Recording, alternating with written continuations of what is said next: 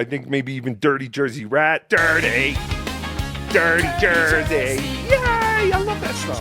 $30 Apple earbuds were ruining the broadcast. And a lot of people didn't give a fuck, but some people did, and I get it. I'm not a technically savvy type of guy, but I try to put effort into it. I try to put money back into the show, unlike some people. By the way, Ray, this Friday, if you want to do a guest spot on my show, you can. You could even sell merch. I'm not paying you a dime. Because why? Why would I give Ray money? But if you want to come to the show, there's comics there. You can hang, you can network. She does a monthly show, so you could possibly do a monthly show there. She's really cool. Her name's Nancy. She books a bunch of shows in the Cleveland area. But Ray, you can come and do a guest spot. People are like, you need Chad asked Ray to feature for him on Saturday. No, I didn't. I said Ray can do a guest spot if he wants. You know, I don't know where Ray's living. I don't want to know. I know he's living somewhere with dead parents' friends in a basement with a treadmill behind him. That's all I got. That's all I've figured out.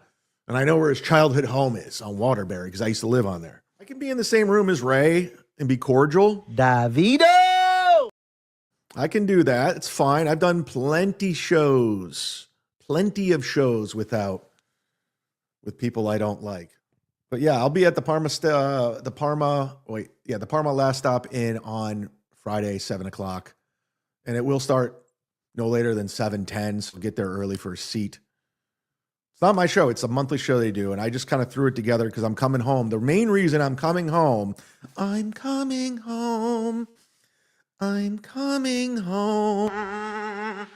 that song by? What's her name? I'm coming home. Because I'm coming home to say, it's almost like I'm going to calling hours.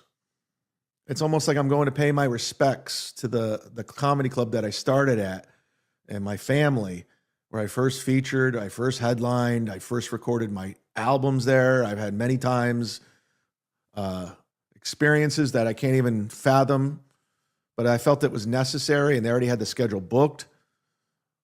And I said, how can I get in there? And I put some stuff out there, and the great Dave Landau says, come be a special guest. Come do us open. And that's where I met Dave. I met Dave at the Funny Stop almost 20 years ago, and back when he was a drinker, which was fun. And that was the first club to headline Dave. That was the first club to feature Dave's, because he grew up in Detroit, which is 2 hours away. So we met there, and we were kindred spirits in that regard, Midwest kids. And he had a close relationship with Pete, much like I did. So he's like, come do the show. Let's hang out. And I go, yes. I needed a reason to go see my aunt and my cousins. I haven't seen them. I didn't go home for Christmas. I don't travel during Christmas. And I hear traveling's awful right now. I hear TSA is on strike and it's out of control. It's out of control. I'm flying standby tomorrow. My flight's later in the afternoon because I thought the show was Saturday, so I booked it Saturday, and I want to cancel because I want to get charged like $800 for a new flight. So I'm going to fly standby, get to the airport at 6 a.m. That's Friday. Forgive me. I thought today was Thursday. I picked up a gig. I've been doing gigs all week this week.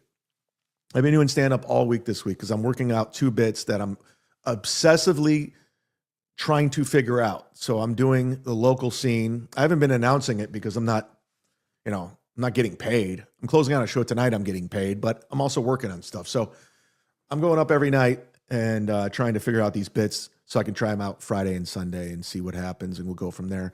Possibly do an album someday. Or a special. What happened to that, Chad? Well, people kept taping my new shit that I was working on. So I got to just keep going back and back. Back in black. Guys, open your tabs, accept gift and memberships. Who knows what's going on? We have the most memberships we've had in a long time. In fact, we're 86 away from 600 memberships. That's a lot. Steel Toe just hit it. And he's been doing this longer than me. He's got more subs than me. Yeah, don't get it twisted. These guys have more subscribers than me. They've been doing it longer, right? They partner up with the right people. I didn't. I never went to Chrissy. I never went to Kumi. I never went to... I'm not even mentioning Gino. He can't find an audience that fucking bit him in the ass. Gino's pathetic. Gino's sad. He's in chat rooms all day long. Literally in chat rooms, just trying to get attention. I mean, I feel bad for Gino. Gino, man, his life sucks. I get it, Gino. If my life was I would hate my life too. I would hate my life too, Gino. We're going hard in the paint today, motherfuckers. We're bringing it because Dan G wanted the tone. He dictates the tone. He can't watch live today, but he wants me to go hard in the paint. I'll do it. I'll do it. I planned on doing it anyway. I had a great productive week. Okay, I'm going on a week and a half without drinking. Yesterday, oh my God, you know what I did for St. Patrick's Day? You guys all went and got drunk. You know what I did? I flipped the script. Oh yeah, bitches. Yeah, Chad went full on health mode. Woke up, went to the gym for an hour and a half. From the gym, I went to the infrared sauna for an hour, sweated all the toxins, got in there, got that blood flowing. Then I went straight to a deep tissue massage where Isaac just got up in that. Wait. Oh no. No, I did a deep tissue massage. From there, I went to the IV drip, fucking got hydrated, got my zinc, got everything for collagen, your blood flow, because I'm getting ready for that flight because I ain't getting sick when I go back to Northeast Ohio. Ain't happening again. Ain't happening on my watch. Ain't happening on my smartwatch. It's not happening. I'm not getting sick this time, Ohio. And then from there, I went to the red light therapy. I sat under there for 20 minutes, red light. Oh, do I feel like $1 million today? So instead of drinking my life away like Gino's doing at the age of 61, I'm getting healthy. I'm getting stronger. Okay? I'm doing it. Count me out, bitches. Barrister. Bet you can't drink a bottle of vodka in 4 hours. Prove me wrong, Barrister. You're not getting me falling off the wagon for $20. Appreciate it sincerely, but I like what I'm feeling as of late. Let's keep the momentum going. Okay? Let's stay sober, Chad. I know you guys like train wrecks. I get it, but I'm not going down because I'm the Z-Man. Thank you, Barrister. Thank you for throwing your dirty money at me like a whore. Like you just fucked me without a condom and you just threw the money and I'm laying in a fetal position on the bed and you're just walking away like, ha, plenty where that came from. You fucking slut. I don't know. Wait, let me do that again. YouTube's watching me. I don't want to lose my YouTube. I'm not comfortable. I don't like it, but if it's going to fix the audio issue, I'll keep going. And listen, I was wrong. You were right. The more you know. But listen, I don't go anywhere. I go through the ups, the downs. I have people come. I have people go. You know what I'm saying? We've had former moderators. We have new moderators. We have audiences. And I don't take offense to it. People move on. I get it. I get it. But then there's the people that want to be players. There's people that want to be guys. A lot of people want to be guys in this space, and they just don't have it. They can't take it. For example, Rob Saul. Rob Saul made a huge announcement that he's coming back mid-February with a female co-host. He was leaving the Dabbleverse, and he was coming back. He was going to do a real pro show with a female co-host, and he was setting up his equipment. He put up the infamous monitor that fell over. He had no idea what he's doing. If you go to Rob Saul's Twitter, all he does is talk about me. Even though he's out of the Dabbleverse, he talks about me non-fucking stop. But I've seen these Johnny-come-latelys come and go. These, what's his name? Piss pants, these obnoxious Johns. They want to be players. They want to talk that shit. But when it comes down to it, they don't have it. They're not built for it. So if there's any kind of slightest bump in the road, they go running from the hills. Oh, I don't want to do this. Fuck this. Yeah, I'm better than this. No, you're not. No, you're not. Rob Saul said he was coming back in February, mid-February. I'll be back with a brand new show, non-Dabbleverse related. We're not going to talk Dabbleverse. Meanwhile, he does 2 live streams from the airport. All he does is talk Dabbleverse. And then there's this clown, this Johnny-come-lately clout-chasing bitch. This red bar wannabe, this guy who just lifted everyone's take and basically stole from a dying man, Pulper, to put together a big festival in Vegas. This WinBy2 nobody. Literally stole how much money and then slapped together this piece of shit festival where he wasn't even at, and then you never heard from him again. Look, don't believe me? Look, this guy has been off the grid for almost 2 months. 2 months. Ran through the hills after coming at me for clout, trying to use my haters against me. Look at all this shit about me. Me, Melton. Me, Mersh, Melton. This guy does not have what it takes, this fucking white trash wigger from Jersey.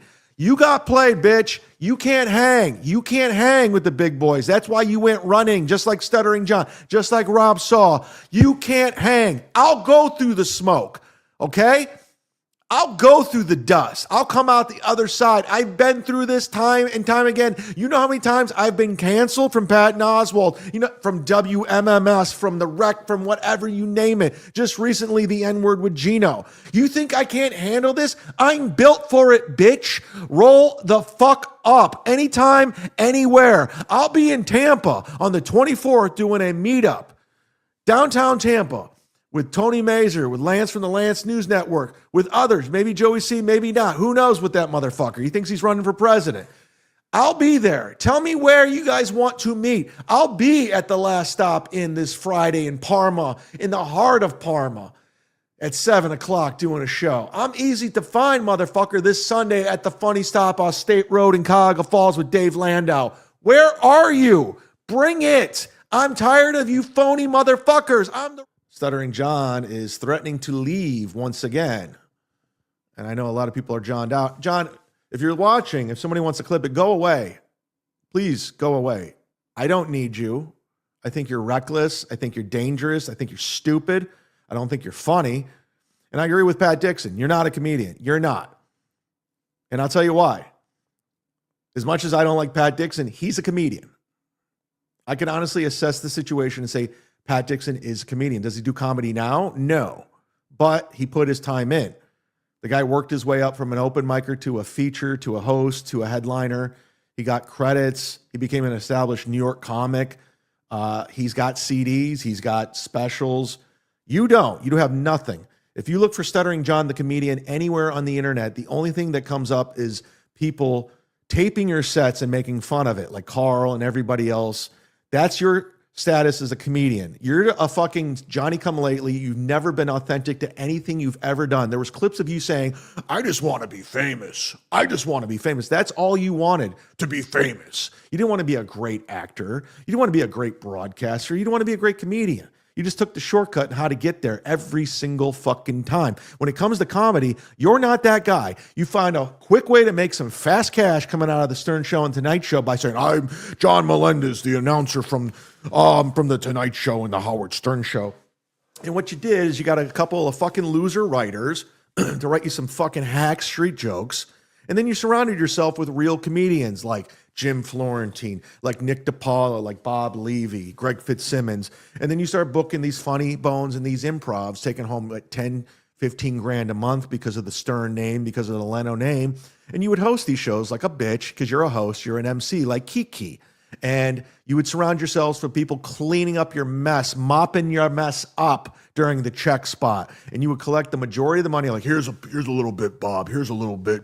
That's what you are. You are a TikTok star. You're Brendan Schaub. That's what you are. You're like exactly like Brendan Schaub, who backdoored himself into comedy, who uses connections to Joe Rogan. And next thing you know, he's doing sold out shows at the Comedy Store, the Improv, Joe Rogan and friends, throwing him in there. And everyone's looking at this guy like he doesn't know what he's doing. This guy sucks, but he's friends with Joe Rogan. And then he goes out on the road and he sells out. And then he does a special on Showtime and nobody likes it. Nobody watches it and they're making fun of it because they know you can't fake the funk. You can't skip the steps. That's exactly what you are, John. You will forever be that. I'm a headliner. I sell it. You don't. You're doing the same shit shows I'm doing. You're doing the same shit shows Ray DeVito is doing. The difference between me and you is I never had that credit. I never had that Stern Show credit. I never had that Tonight Show credit that could put me over.